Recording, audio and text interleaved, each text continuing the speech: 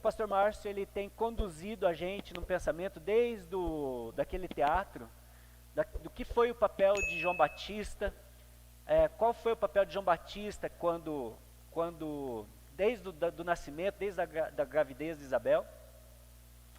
Ele já ministrou, não vou repetir a ministração dele, a fala dele. Obrigado, Rita. Mas eu quero continuar a partir daquele pensamento que o pastor Márcio ministrou a gente outro dia, de uma fala que ele trouxe. No meio da ministração eu anotei algumas coisas que ele falou, mas ele disse uma frase que me chamou a atenção.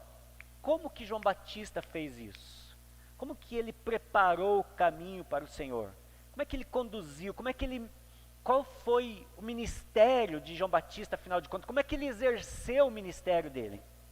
Então o Márcio diz o seguinte: João Batista, a Bíblia diz, né? João Batista preparou o caminho para o Senhor. Se você quiser anotar, esse é o tema da ministração. João Batista preparou o caminho para o Senhor. E aí, o Márcio falou bastante a respeito de João Batista, a importância do seu ministério, mas enquanto ele ministrava, eu fiquei pensando, como é que ele fez isso? Como é que ele cresceu? Qual o contexto que João Batista cresceu, sendo criança, sendo aí um menino de 8, de 9, de 10, crescendo, escutando da sua mãe Isabel e do Zacarias, né? Zaca para os íntimos. E do Zaca, como que ele seria aquele que prepararia o caminho para o Senhor. Zacarias, João, então é o seguinte, você é aquele que foi escolhido por Deus no ventre da mamãe. Aqui a mamãe já era uma senhora de idade. Imagina ela contando essas histórias pro Joãozinho, e Joãozinho ouvindo isso. Então Deus colocou, a mamãe era estéril, a mamãe não podia ter filhos, e aí o papai também não acreditou, o papai ficou sem falar até você nascer. E quando o papai, perguntaram para você, para o papai qual seria o seu nome, o papai teve que escrever porque ele não falava. Imagino a Isabel contando essas histórias para o João, e o Joãozinho pequenininho, crescendo com esse propósito, com essa ideia, com esse pensamento de que ele veio para isso, só para isso. Com quem que João casou? Com quem que João casou? Não casou. Teve filhos? Não teve filhos. Qual foi a profissão que João executou? Ele estudou para ser o quê? Não. Ele só cumpriu o propósito que Deus tinha para ele desde do ventre da mãe dele. Só para isso, só isso que ele fez. Cumpriu o propósito, morreu. Ele veio para preparar o caminho do Senhor Jesus. A boa notícia que fala a respeito de Jesus Cristo, Márcio falou essa introdução e eu copiei, ou escrevi, e quero repetir aqui para vocês. A boa notícia que fala a respeito de Jesus, Filho de Deus, começou com o profeta Isaías, aquilo que Isaías havia dito, ou escrito. Isaías escreveu o seguinte a respeito de João Batista. O que Isaías, muito tempo antes, escreveu a respeito desse João Batista, que ele nem sabia que era o João Batista. Escreveu que viria um que seria aquele que prepararia o caminho para o Senhor. Então ele escreveu o seguinte: Deus disse, eu mando o mensageiro adiante de você para preparar o caminho. Ele está gritando no deserto, prepare o caminho para o Senhor passar, abram estradas retas para ele. E foi assim que o João Batista apareceu no deserto. Muitos anos, muito tempo depois, João Batista então aparece no deserto, batizando o povo. E o que João Batista falava? Qual era a mensagem de João Batista? O que ele anunciava para as pessoas? Ele estava anunciando uma mensagem. Que mensagem era essa? O que João Batista falava? Arrependam-se. Arrependam dos seus pecados e sejam batizados, que Deus os perdoará. João Batista então estava clamando, estava gritando, estava desesperado no deserto, chamando as pessoas para si. Pessoal, venham, escute o que eu estou te falando, vocês precisam se arrepender dos seus pecados, precisam voltar-se para Deus, volte-se para Deus, arrependam dos seus pecados, que Deus vai perdoar vocês. Essa era a mensagem que o João Batista gritava no deserto, falava no deserto, anunciava às pessoas, por todo lugar que João Batista passava, eu imagino? Isso está em Marcos capítulo 1, versículo 1 ao versículo 8, se puder colocar ali no telão, por gentileza. Então foi assim que ele começou. Todos os moradores da Judéia, da região da Judéia, da cidade de Jerusalém, iam ouvir João. Quando confessavam os seus pecados, ele os batizava no Rio Jordão. E João usava roupas de pelos de camelo e comia mel. Cabra macho. Só roupa de camelo e comia mel. Ele dizia ao povo: depois de mim vem alguém que é mais importante do que eu. É isso que ele dizia para o povo. Depois de mim vem uma pessoa que é muito mais importante do que eu, que é superior a mim.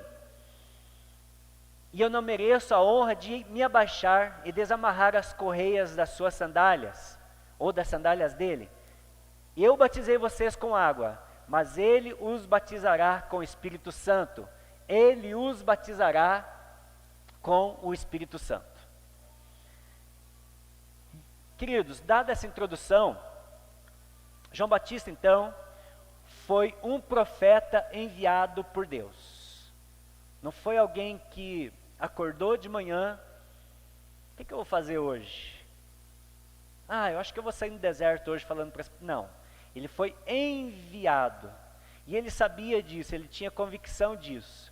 Desde a sua meninice, como eu falei, eu imagino, a Bíblia não relata isso, mas eu imagino que desde a sua meninice, de quando criança, a Isabel e o Zaca ensinaram para ele um propósito. Você tem ensinado para o seu filho um propósito?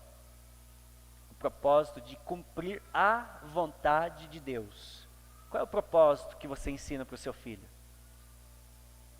Eu tinha na minha mente alguns propósitos para os meus filhos. Queria que eles estudassem, que eles fizessem uma faculdade, que eles... a gente pensa isso, projeta isso para os nossos filhos. Por favor, eu não estou dizendo que você não deve fazer isso. Trace um plano junto com os seus filhos, o que você vai fazer, o que você vai estudar, como é que a gente vai alcançar isso junto. Ensine um ofício para o seu filho, ensine ele a trabalhar, ensine ele essas coisas. Não estou dizendo que você não tem que fazer isso. Eu ensino para os homens que eles devem ensinar isso para os seus filhos. E isso é um detalhe, o primeiro responsável de fazer isso é o papai. Papai, ensine um ofício para o seu filho. Ensine um ofício para o seu galeguinho aí, Moisés. Ensine para ele. Incentive-o a trabalhar, a buscar uma profissão. Mas ensine-o também que antes disso tudo, ele precisa aprender a amar a Deus sobre todas as coisas. Antes do trabalho, antes da mulher com quem ele vai casar, antes dos filhos que ele vai ter, ele precisa amar a Deus sobre todas as coisas. Isso é irrevogável, isso não tem como barganhar, não tem como trocar. Deus precisa vir primeiro na vida dos seus filhos, nas nossas vidas, e nós precisamos ensinar os nossos filhos a amar a Deus sobre todas as coisas. Sobre todas as coisas. Então eu imagino que João cresceu nesse contexto, aprendendo, ouvindo que ele tinha um propósito de Deus de anunciar, de preparar o caminho do Senhor. Então ele foi um profeta enviado por Deus com o objetivo de fazer isso. Ele era primo, né? O Márcio disse isso aqui a semana passada, primo de Jesus, filho de Isabel e de Zacarias, nasceu 6 meses antes do nascimento de Jesus. Não há uma afirmação da data exata do nascimento de Jesus, não há o consenso exato do dia do nascimento de Jesus, mas o que importa saber é que João nasceu 6 meses antes de Jesus. E qual que era a missão de João? A missão dele era muito clara: preparar os corações dos homens para a mensagem de salvação, preparar o coração dos homens para que eles recebessem o Messias. E como que se deu esse preparo? E nessa pergunta que eu me fiz quando eu escutei o Márcio falando disso outro dia, que eu fui pensar nesse tema de hoje. Como que se deu esse preparo? que consiste esse preparo de executar essa missão? Como é que ele executou essa missão? Como é que eu vou preparar o caminho de Jesus, o caminho do Salvador, proclamar que Ele é o Messias? Primeiro, por meio da pregação de arrependimento. Eu até tinha feito uns slides, não salvei, né? Bonito, velho. Não salvei, e aí não ia fazer de novo aos 48 do segundo tempo. Então, não vai aparecer ali não. Mas anote aí, primeiro ponto, como se deu então o preparo? Por meio da pregação do arrependimento. Primeiro, pregação do arrependimento.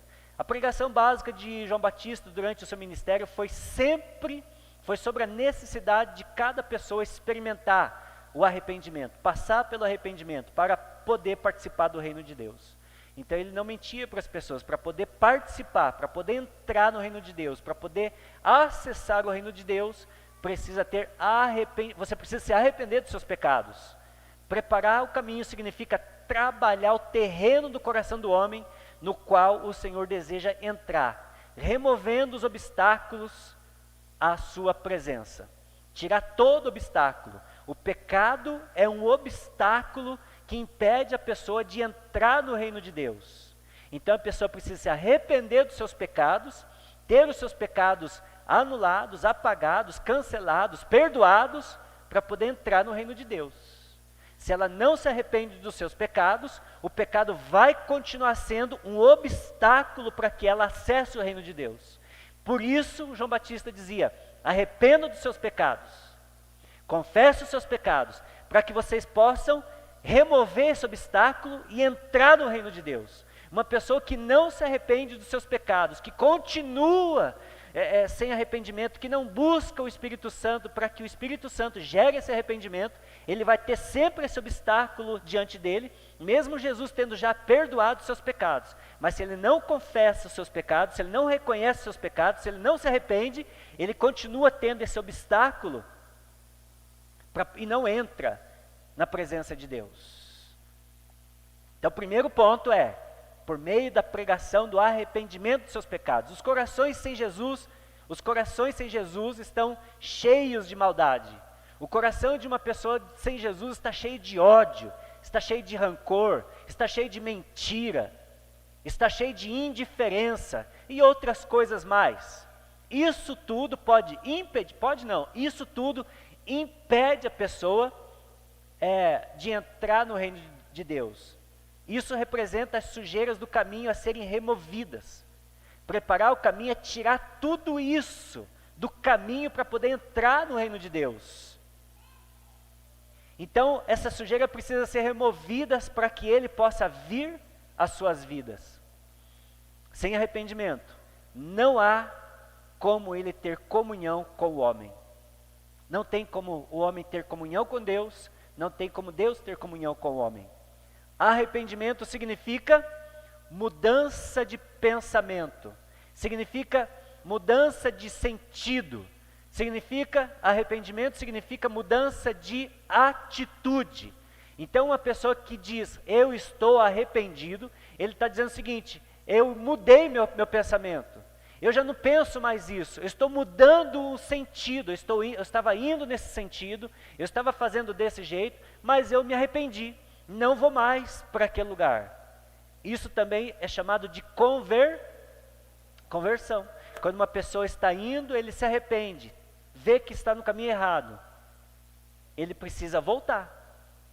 Isso é conversão, mudança de sentido. Mudança é uma outra atitude, uma nova atitude que a pessoa vai ter a partir de então. O arrependimento genuíno é resultado de um milagre sobrenatural operado no coração do homem. O arrependimento genuíno é resultado de um milagre que acontece no coração do homem.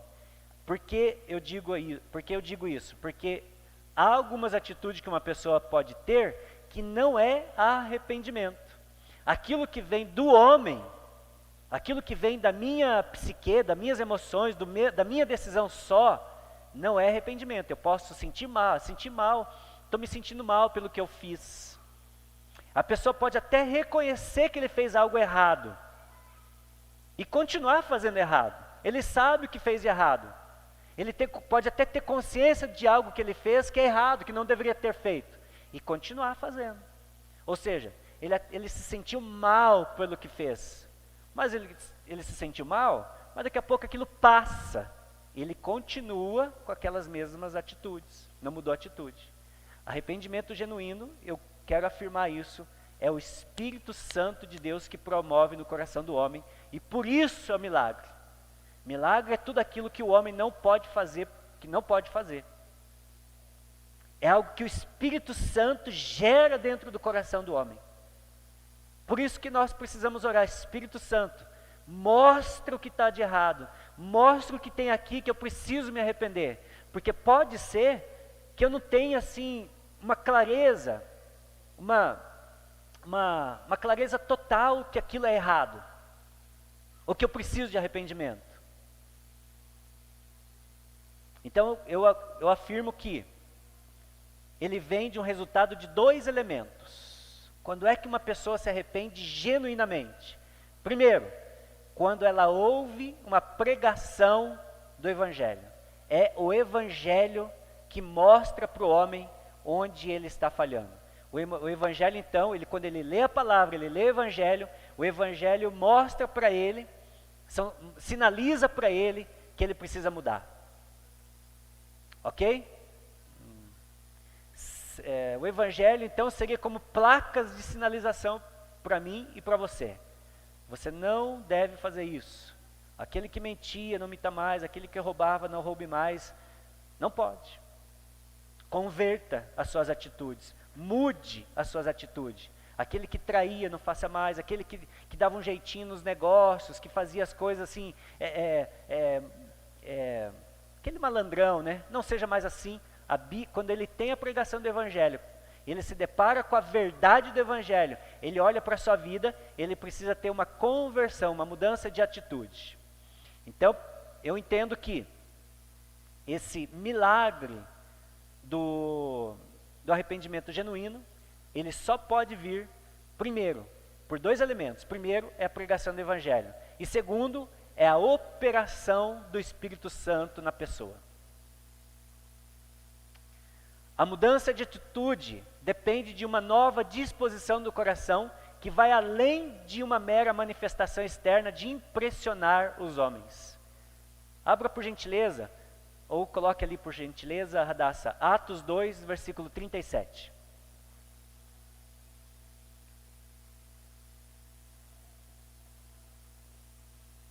Atos capítulo 2. Quando ouviram isso, ficaram aflitos em seu coração e perguntaram a Pedro e aos outros apóstolos. Como é que eles ficaram no seu coração? Aflitos, angustiados. Irmãos, que faremos? Pode continuar. Pedro respondeu: arrependam-se e cada um de vocês sejam batizados em nome de Jesus Cristo para o perdão.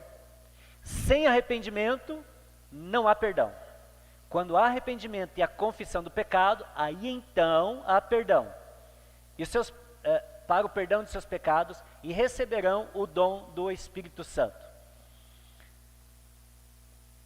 Então, a mudança de atitude depende de uma nova disposição do coração que vai além de uma mera manifestação externa, de impressionar as pessoas, de impressionar os homens.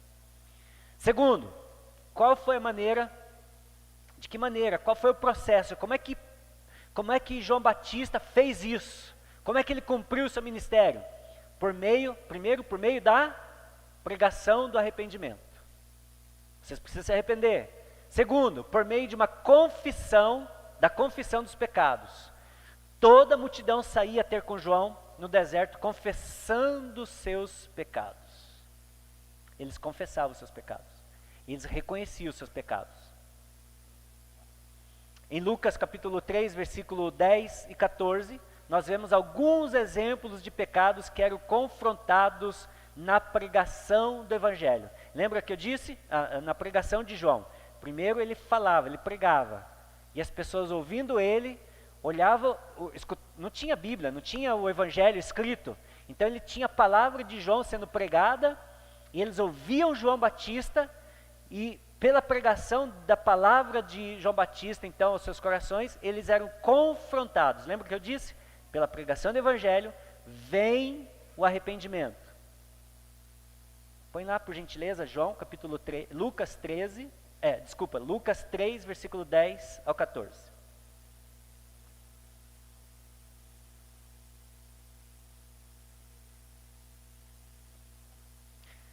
O que devemos fazer então? Perguntavam as multidões. João respondia: quem tem 2 túnicas, dê a quem não tem nenhuma. E quem tem comida, faça o mesmo. Alguns publicanos também vieram para serem batizados. Olha só, quem apareceu no meio dessa turma. Os publicanos também vieram para ser batizados. E o que eles perguntaram? Eles perguntaram: mestre, o que devemos fazer? Ele respondeu: não cobrem nada além do que foi estipulado. Para de oprimir o povo. Para de dizer que é 30 e você está cobrando 50 e colocando uma parte no bolso. Para de oprimir o povo. Seja justo com o povo. Para de fazer isso. Então, alguns soldados, veja só quanto grupos de pessoas que se aproximavam, ouviam a mensagem, se aproximavam de João para perguntar para ele o que deveria ser feito então. Alguns soldados lhes perguntaram: e nós? O que devemos fazer? E ele respondeu: não pratique extorsão, nem acusem ninguém falsamente. Contentem-se com o seu salário. Então os pecados do egoísmo, a falta, quais são os pecados aqui que a gente enxerga nesse texto? O pecado do egoísmo, a falta de amor. Onde que a gente vê isso? Manifestado no modo de repartir as túnicas, manifestado no modo de repartir o alimento, o egoísmo, a falta de amor, a falta de consideração que eles tinham um para com os outros. Eles não olhavam para as pessoas que estavam com mais necessidade que eles. Eles não tinham essa consideração para com o mais pobre, com mais necessitados. A questão social para eles não existia. Só estavam preocupados consigo mesmo. Só estavam preocupados com os seus problemas. E não olhavam em volta, não davam uma olhadinha para as pessoas menos favorecidas. Outro pecado confrontado aqui, exemplos de pecados que eram confrontados na pregação de João. Os pecados da avareza, pecados da injustiça. Quando é que a gente vê isso? Na manifestação da cobrança além do que é justo. Quando eles cobravam além do que era o justo, estava manifestando o pecado da avareza. Estavam praticando a injustiça para com aquele povo. Que outros pecados que a gente enxerga aqui, que João Batista vai confrontando? Então ele vai falando para o povo. E aí ele acerta em alguns, daqui a pouco ele acertava em outros. E o pessoal assim que se identificava, na medida que ia se identificando com aquilo que João falava, eles perguntavam: tá, eu me identifico com esse pecado que você está falando, com essa prática que você está falando, mas o que eu faço? Arrependa, para que você seja perdoado. Mude de atitude, mude de pensamento, tenha um outro pensamento a respeito das suas práticas. O pecado da desonestidade, eu enxergo aqui nesses 4 versículos. O pecado da mentira, pecado da ganância. Quando é que a gente vê isso manifestado aqui? Na extorsão de qualquer coisa, na denúncia falsa, no descontentamento com o salário. Tá?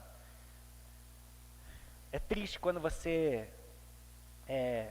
liga no noticiário e você escuta ou ouve notícias de pessoas que ganham para executar um trabalho.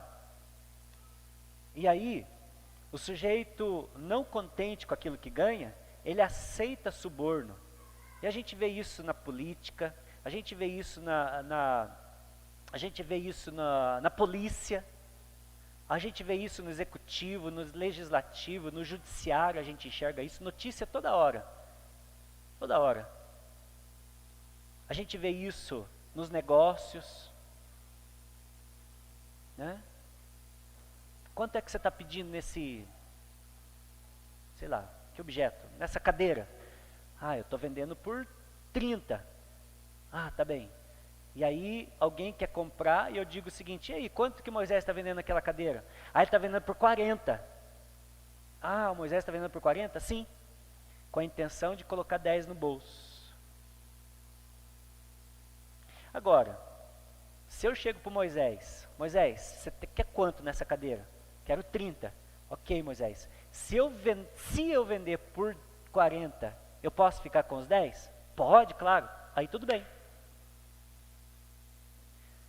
Mas são coisas mínimas que parece que não é extorsão, parece que não é ganância, parece que não é mentira. Parece que não. Então esses são alguns exemplos, né, do que era confrontado por João Batista e o que levava o povo à confissão dos seus pecados. E aí tem muitos outros. Eles reconheciam que o pecado confrontado não, na pregação, fazia parte das suas vidas. E então, numa atitude de quebrantamento diante da verdade de Deus, confessavam os seus pecados, arrependidos das suas atitudes. A confissão de pecados é uma necessidade para que haja cura. Você já viu esse texto em Tiago, capítulo 5, versículo 16? Que se eu confessar o meu pecado, se confessar o seu pecado ao outro, eu sou curado. Pode pôr, por gentileza? Ah, que ligeira essa menina. Portanto, confesse os seus pecados uns aos outros. Por que eu tenho que confessar os meus pecados? Tá, não saia falando do que você faz para o mundo todo, não, tá? Eu preciso ter uma pessoa ou um grupo de pessoas, de amigos, de pessoas firmes com Deus, meu discipulador, meu líder, aquele grupo de discipulado onde eu possa abrir o meu coração e dizer para ele, irmãos, eu quero que vocês orem por mim, eu estou passando por isso, eu estou passando por essa tentação, tenho feito isso, conte isso, fale, arrependido, confesse o seu pecado, tenha alguém para alguém para quem você possa chegar e falar para ele, pedir ajuda. Ore por mim, meu irmão, coloca a mão aqui na minha cabeça para que esses pensamentos vá embora, para que eu não tenha mais esses pecados na minha vida. Imagina, eu com esse pecado, a Bíblia diz que eu dessa forma não posso entrar no reino de Deus, se eu não confessar os meus pecados, eu não sou perdoado. A Bíblia ensina nesse texto que quando nós confessamos os nossos pecados uns aos outros, somos o quê? Curados.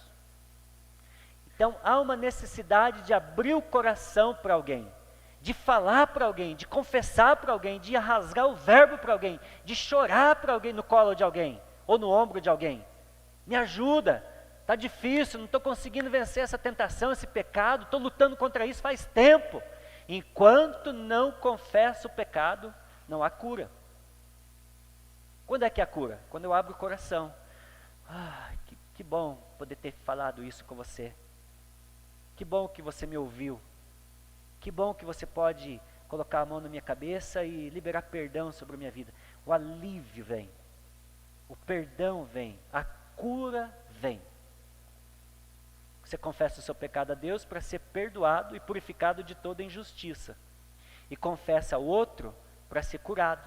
Aqui nesse ambiente, esse ambiente de corpo, esse ambiente de toque, de falar um com o outro. Por isso é importante a comunhão. A cura. Você pode ser instrumento de cura na vida de outra pessoa quando você se dispõe a ouvir. A ouvir. E você é curado quando você confessa, quando você abre o seu coração e confessa os seus pecados. É assim que o texto fala. Já saiu. Não tem problema, é esse texto. De que outra maneira que João Batista, então, preparava o caminho para o Messias? Como é que ele exerceu o seu ministério? Terceiro ponto, por meio da remissão dos pecados. O arrependimento conduz à confissão, que nós aprendemos até aqui. O arrependimento conduz à confissão. A confissão conduz à libertação da bênção retida. E João Batista, ele pregava sobre a necessidade que gerava a confissão e que, por sua vez, tinha efeito de remir. O que é remir? É pagar. Remir o homem do seu pecado. A remissão significa pagamento de um preço pela libertação de alguém. Alguém então é escravo, você vê muito essas cenas, né, naqueles filmes antigos, dos escravos, e tem uma turma aqui de escravos, e chega alguém e fala o seguinte: eu quero comprar esses escravos. E alguém põe o preço, eu quero 1 milhão por esses escravos aí, por esses 5 escravos aí. E alguém chega e paga. Ele pagou, ele comprou aqueles escravos. Estão me compreendendo? Os meninos aí estão me compreendendo? Lá atrás, os jovens.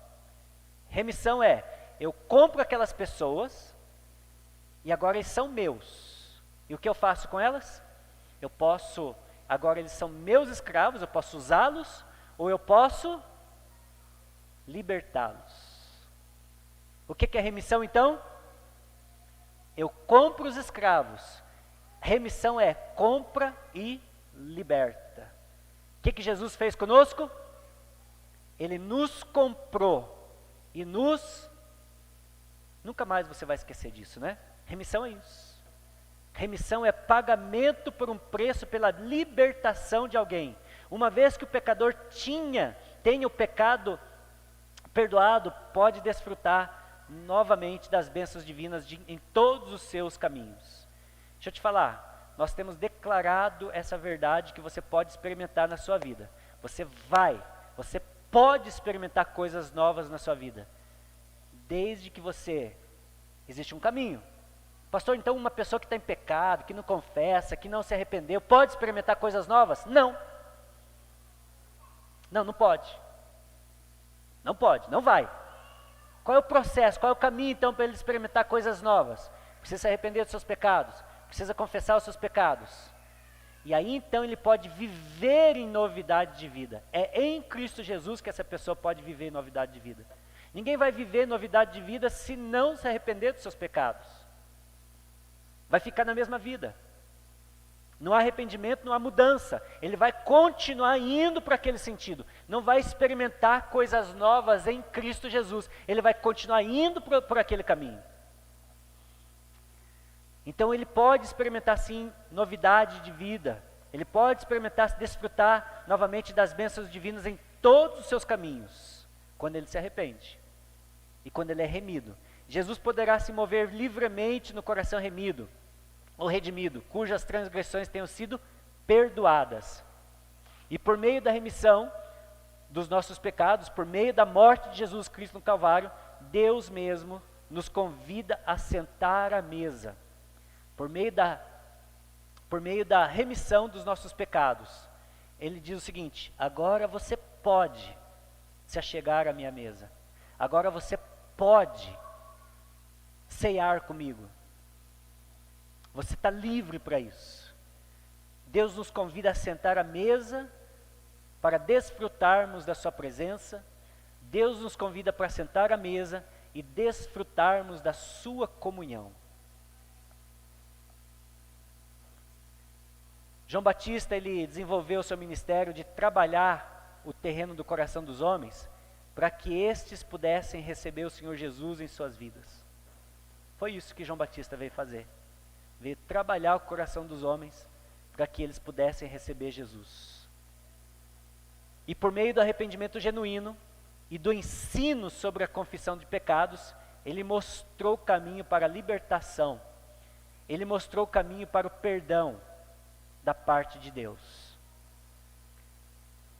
Eu quero te convidar para orar por um instante. Por um instante. Quero te convidar para fechar seus olhos.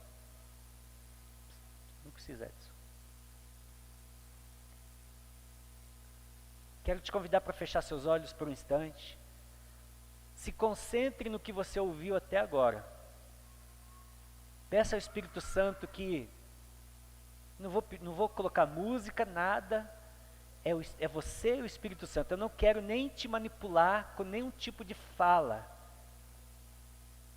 É você e o Espírito Santo. Por isso você fecha os seus olhos, por gentileza, e peça a Ele que te conduza nesse tempo. Peça a Ele que ministre o seu coração. Peça ao Senhor para sondar o seu coração.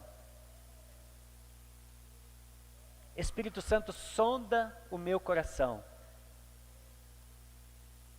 E se Ele trouxer à lembrança alguma situação não resolvida, se o Espírito Santo trouxer à lembrança alguma situação que você precisa resolver, ou um pecado não confessado, aproveite o momento para arrepender-se. Aproveite o momento para pedir-lhe perdão. Peça perdão a Deus. Peça para Ele te perdoar. É entre você e Deus. A palavra diz: se pecarmos, se confessarmos os nossos pecados, Deus é fiel e justo para nos perdoar os pecados e nos purificar de toda injustiça. Espírito Santo, move-se no nosso meio, no meio de cada... Passa entre nós aqui, passeie entre nós e gere esse arrependimento no nosso coração. Se o Senhor encontrar algum motivo de arrependimento, Senhor, convence, é o Senhor que convence do pecado.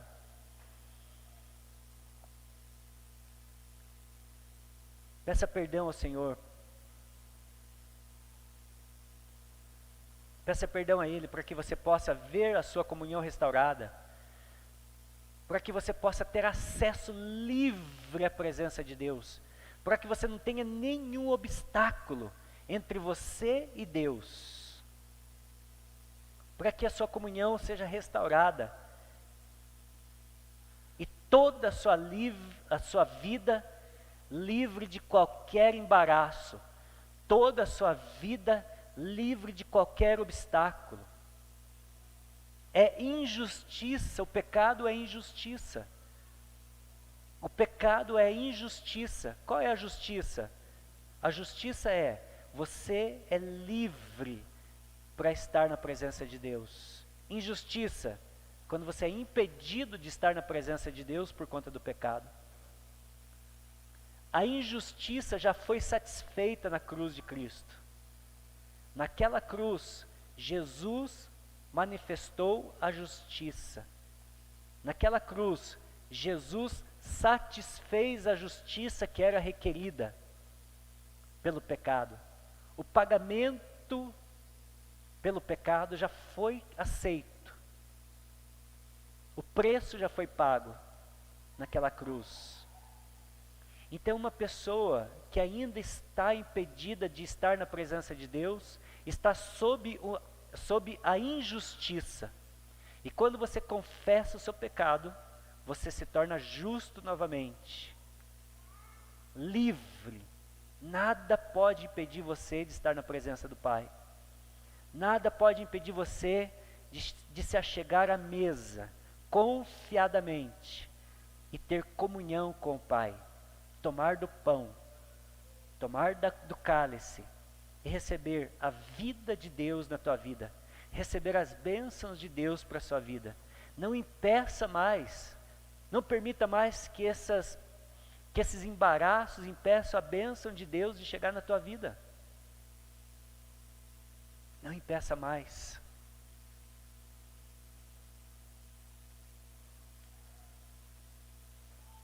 Eu quero ir para o quarto e último ponto, para que nós possamos ceiar.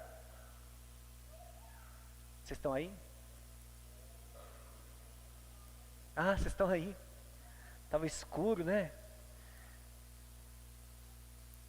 Todos podem entrar na presença de Deus. Esse é o quarto ponto. Quarto e último. E eu quero concluir para que a gente possa cear. Todos podem entrar no norte do Paraná. Você pode fazer isso? Você não pode. Você tem que apresentar um bilhete. Você tem que mostrar a passagem. Se trabalha em uma empresa, como é que é, Diego? Você trabalha lá na Sumitomo. Você chega lá na empresa, o Edson e o Diego que trabalham no Sumitomo. Você chega lá na grande empresa, uma empresa de grande porte, sem o seu crachá. Eu imagino, né? Não sei se é assim, só imaginando. Sem o seu crachá, você pode entrar? Não pode entrar, não pode entrar. Viu, mas o Edson me conhece, o outro fulano aqui me conhece, eu trabalho aqui. O meu chefe, meu superior, meu supervisor é fulano de tal. Crachá, senão você não entra. Não entra. Não é assim? É assim ou eu estou imaginando demais? É assim. Tem que apresentar o crachá na portaria. Esses e outros lugares não têm livre acesso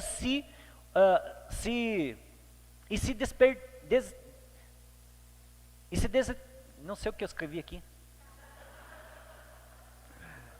Desrespeitarmos as regras.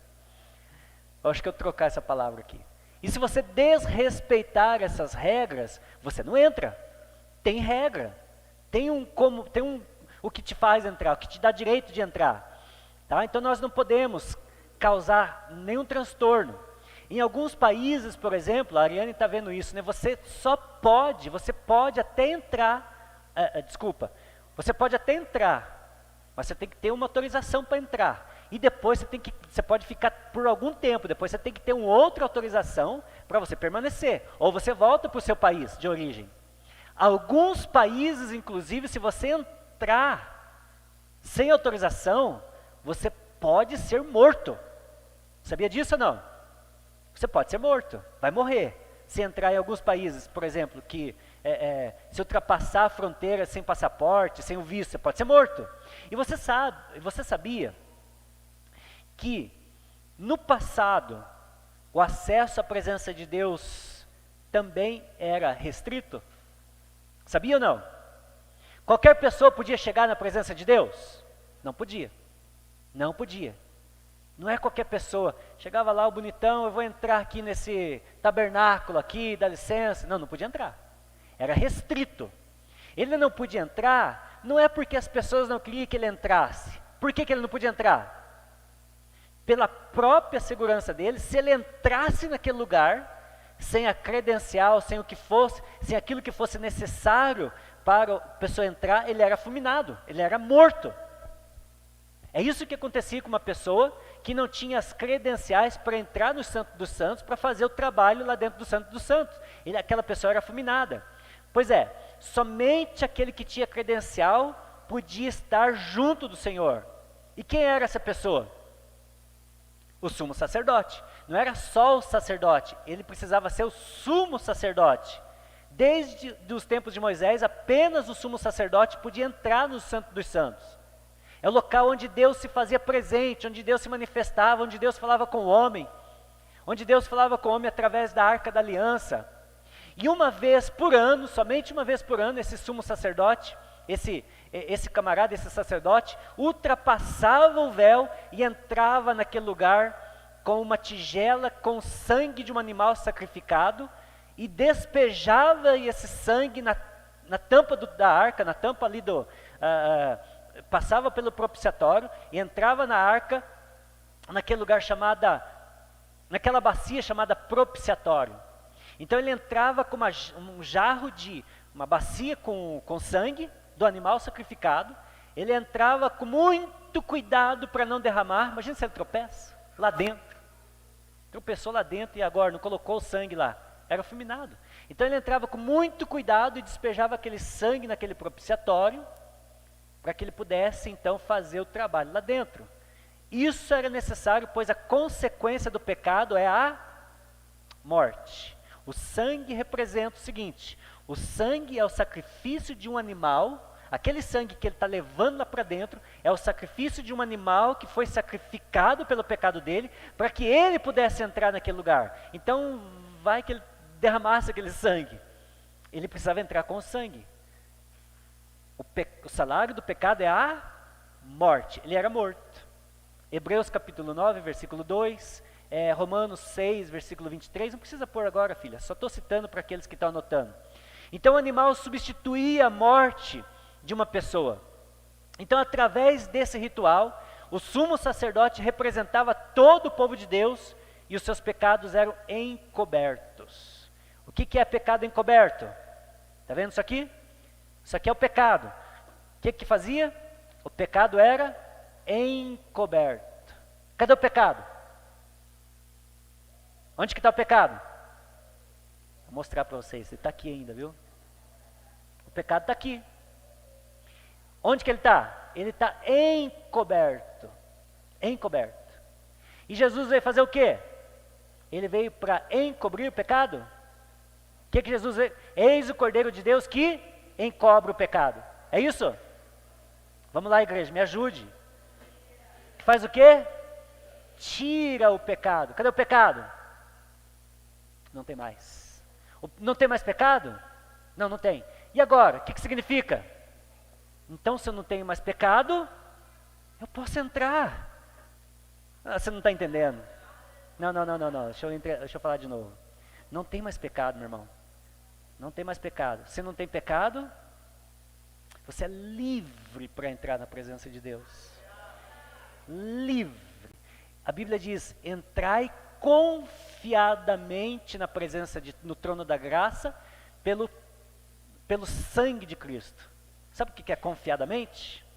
O que é confiadamente? Qual é a expressão de uma pessoa confiante?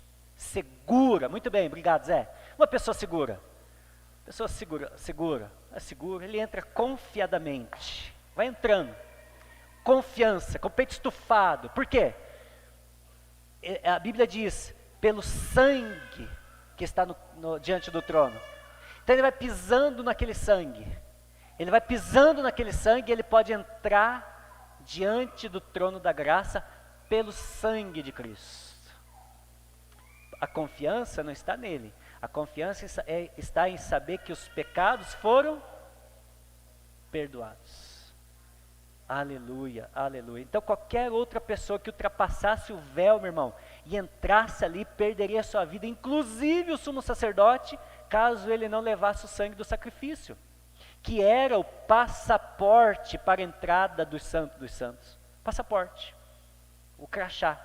Porém, meu irmão, Deus quis que todos nós acessasse a Ele. Todos nós. Quanto você pagou por esse passaporte? Quanto você pagou? Quanto? Alguém pagou? Não. Ele deu, a graça de Deus, Ele deu esse passaporte para você. Você tem esse passaporte junto de você. Você tem a marca do sangue de Cristo em você. Você tem a marca? Tem, então pode entrar. Não tem a marca? Não, então não entra. O sangue de Cristo é o passaporte, é o selo para você entrar na presença de Deus. Porém, é isso que Deus fez conosco. Por isso, Ele fez algo maravilhoso. Por isso nós cantamos. Quase que eu cantei. Aquela que a gente cantou por último aqui agora. Aleluia, aleluia. Cantemos aleluia, cantemos aleluia. O Cordeiro venceu, Ele venceu. O Cordeiro foi sacrificado. O sangue foi derramado. Você que tem o sangue, pode entrar confiadamente na presença de Deus, porque o caminho está livre.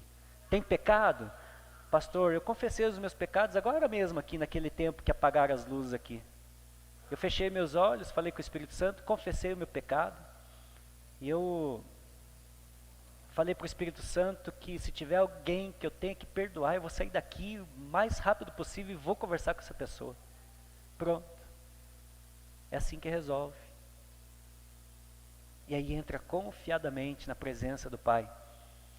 A Bíblia diz, Ele nos enviou seu Filho Jesus Cristo para ser o sacrifício pelos nossos pecados. Veja o que aconteceu quando Jesus o próprio Senhor Jesus deu o último suspiro naquela cruz. Eu acho essa passagem aqui é de suspirar, é de chorar, é de como não viver uma vida inteira para Ele. Pastor Edson dizia, uma vida só é muito pouco para viver para esse Deus. É muito pouco. Como não viver uma vida toda para glorificá-lo, para exaltá-lo, para engrandecê-lo? Como não viver dessa forma? Olha o que esse texto diz. Mateus 27, 50. Olha o que esse texto diz. Depois de ter bradado novamente em alta voz, Jesus entregou o Espírito, entregou a vida.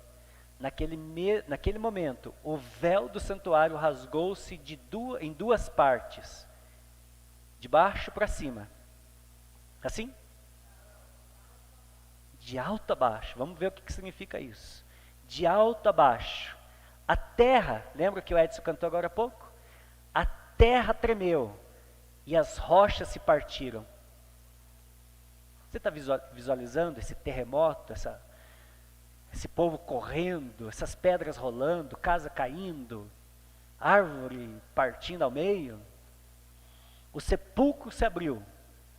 Os corpos de muitos santos que tinham morrido foram ressuscitados. Olha o camarada que morreu há 20 anos atrás aí, andando aqui, ó. Você está vendo? Os corpos, que coisa louca isso.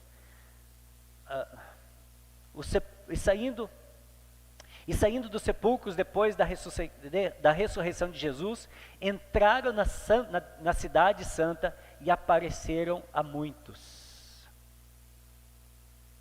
Aquele camarada que morreu há 5 anos, há 20 anos, morreu semana passada, de repente o sepulcro abre, e aquele camarada começa a andar no meio do povo e entra na cidade e as pessoas viram aquele camarada. Eu ia cair das pernas. Eu tenho certeza que você ia sair correndo. Você ia sair correndo, não ia não? Sim ou não? E quando a centurião e os que com ele vigiavam Jesus viram o terremoto e tudo o que havia acontecido, ficaram aterrorizados e exclamaram: verdadeiramente, este é o Filho de Deus.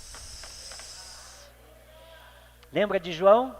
Quando teve a revelação de que era o Filho de Deus, enquanto ele estava batizando, eu os batizo com água, mas virá um que é superior a mim. Este os batizará com Espírito e com fogo. Então ele viu o Cordeiro e disse: este é o Cordeiro de Deus, que eu estou falando para vocês. Eu vi e testifico, este é o Filho de Deus. João Batista falou isso. E agora quem é que está falando isso? Os soldados estão falando isso. Verdadeiramente, este é o Filho de Deus. Então a Bíblia conta que quando Jesus gritou e anunciou a sua morte, a terra tremeu e o luto, em luta ao Criador, meu irmão. As rochas, os sepulcros se partiram e nem mesmo o templo de Jerusalém resistiu àquilo.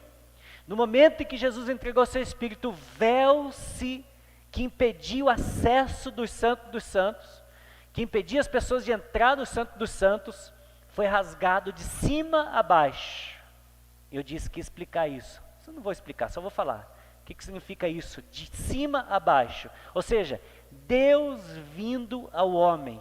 É Deus que toma a iniciativa de vir até o homem. Não tinha como eu e você chegarmos a Deus. Então o que Deus faz? Ele rasga os céus e Ele desce para estar comigo, para estar com você, para estar entre nós. O véu se rasgou de alto a baixo. Se antes o acesso à Arca da Aliança era limitado apenas ao sumo sacerdote, que com todo cuidado com aquela tigelinha de sangue sacrificado do animal, agora a entrada na presença de Deus está livre para todos que colocam a sua fé no Cordeiro de Deus. Está livre para todos que colocam a sua fé unicamente no Filho de Deus, Jesus Cristo, o nosso Senhor, o nosso Salvador. A Ele nós rendemos toda graça, toda honra, toda glória. A Ele pertence as nossas vidas. A Ele, a Ele. O sangue de Jesus derramado na cruz é o bilhete que nos garante acesso livre aos braços do Pai. É o crachá, é a garantia. O sangue derramado naquela cruz é o bilhete que você pagou, que foi dado. Efésios 2:8. Pela graça sois salvos mediante a fé em Cristo Jesus. Não por obras, não por coisas que você pode fazer, mas graça de Deus, para que ninguém se glorie. É dom de Deus, é favor de Deus, para que ninguém diga o seguinte: eu consegui o bilhete, eu fiz coisas boas, eu fiz coisas importantes, eu fui um bom menino, eu fui um bom marido, eu fui uma boa esposa, eu fui um crente, eu fui um pastor, eu fui... Não. Eu fiz isso, fiz aquilo. Não, não é por obras. É pela fé em Cristo Jesus. É dom de Deus. Não é pelo que nós fazemos de bom. É pelo que Ele fez por nós. Sabemos que algumas religiões ainda insistem na ideia de que as pessoas precisam de um sacerdote para representá-las diante de Deus. Mas o que a Bíblia fala? O apóstolo Pedro, ele descarta esse pensamento. Ele refuta esse pensamento quando ele escreveu em 1 Pedro, versículo 2:9. Vocês, porém, o Edson que gosta de citar esse texto. Vocês, porém, são... Achei que ele ia falar agora, dei a deixa para ele, né?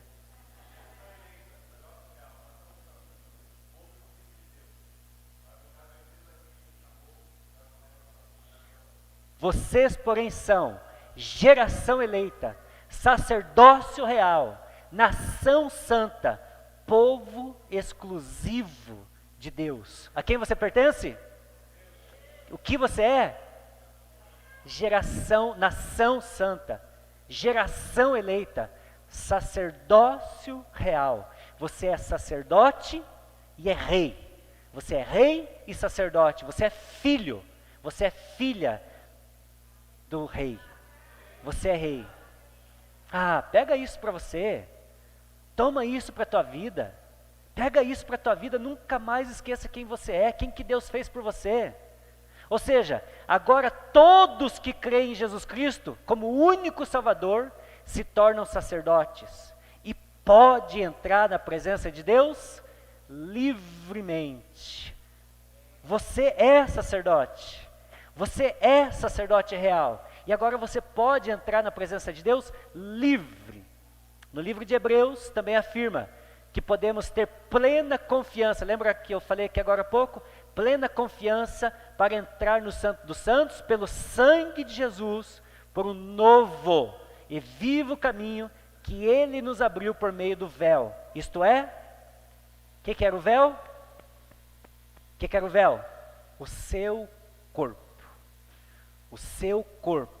O corpo de Cristo é o véu que foi rasgado para que eu, através do corpo de Cristo, através de Cristo, entrássemos na presença do Pai. Amém? Então, meu irmão, não tenha medo de entrar na presença de Deus. Não pense que você é tão pecador ao ponto de precisar de um intermediador ou de um sacerdote para interceder por você. Somente Jesus, através do seu sangue, pode fazer isso. Pois Ele é o único que nunca pecou e ressuscitou, e está à direita do Pai, intercedendo por nós. Romanos, capítulo 8, no versículo 34.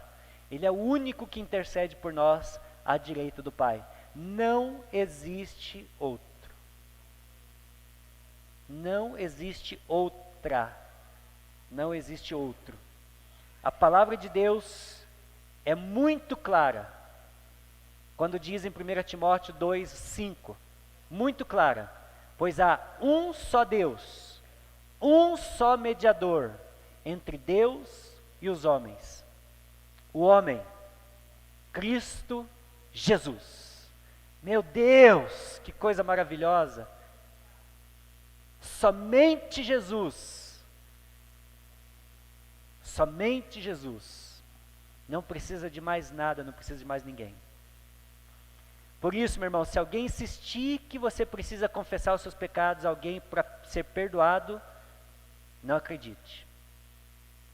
Você precisa confessar o seu pecado a alguém para ser o quê? Curado. Para ser perdoado a Deus. E para que haja cura entre nós. Jesus é o único capaz de perdoar e te dar salvação. E Ele conhece todas as nossas fraquezas e se compadece quando você falha. Ele se compadece. Ele é o advogado que intercede por nós diante do Pai. Olha esse texto e é o último.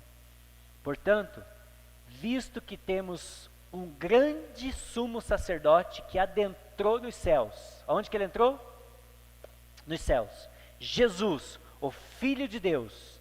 Apeguemo-nos com toda a à fé que professamos, pois não temos um sumo sacerdote que não possa compadecer-se das nossas fraquezas. Pois não temos um sumo sacerdote que não possa compadecer-se das nossas fraquezas, mas sim alguém que, como nós, passou por todo tipo de tentação, porém sem pecado. Assim sendo, aproximemo-nos do trono da graça com toda a confiança, a fim de recebermos misericórdia e encontrarmos graça que nos ajude no momento da nossa necessidade. Ele tem graça disponível para nós em todo o tempo. Você pode entrar na presença dele confiadamente. Todos podem entrar na presença de Deus. Todos podem. Todos podem. Existe alguém aqui que não pode tomar ceia hoje? Não, não existe. Todos podem entrar confiadamente na presença de Deus. Por que você está habilitado a tomar ceia? Porque agora há pouco você fechou seus olhos, reconheceu que é pecador e confessou seus pecados. Confessou seus pecados, não tem mais nada que te impede de entrar na presença de Deus. Então você entra na presença de Deus na ceia, à mesa, para ter comunhão com Ele, para estar com Ele. Você come do pão, que é o corpo de Cristo, que representa o corpo de Cristo, que foi dado para o perdão dos seus pecados. Você toma do cálice, que é o sangue de Jesus, que foi dado para o perdão dos seus pecados. Ninguém pode ficar fora da ceia. Ninguém pode recusar-se a tomar a ceia. Ninguém pode. Porque quando uma pessoa recusa-se a tomar a ceia, está dizendo o seguinte: o que Jesus fez não é o suficiente para pagar pelos meus pecados. Eu não quero. Ele está recusando.